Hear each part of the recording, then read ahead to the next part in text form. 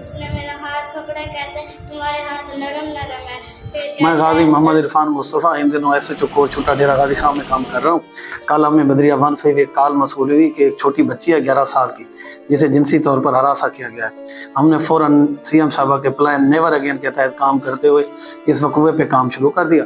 बच्ची को बुलाकर उसकी कार्रवाई की गई। जो हिरासत करने वाला मुलज़िम अब्दुल सुभान था, उसे पता चला कि जब पुलिस कार्रवाई कर रही है तो वो शहर को छोड़ के बाहर चला गया, जिस पर हमने स्पेशल जो हमारी टेक्निकल टूल्स हैं उन्हें इस्तेमाल करते हुए मुलज़िम को हमने गिरफ्तार कर लिया।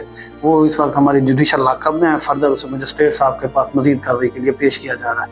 आप सबसे रिक्वेस्ट है, जितने भी इलाका थाना कोट छुट्टा और DG खां के रिहायशी हैं, कि अगर आपके बच्चे के साथ किसी किस्म की भी छोटी बहुत जिनसी तौर पर हिरासा किया जाता है या कोई भी ऐसा मामला पेश आता है तो काइंडली आप उसे छुपाएं नहीं, फ़ौरन हमें इन्फॉर्म करें ताकि इन जिनसी दरिंदों का सदेबाप किया जा सके।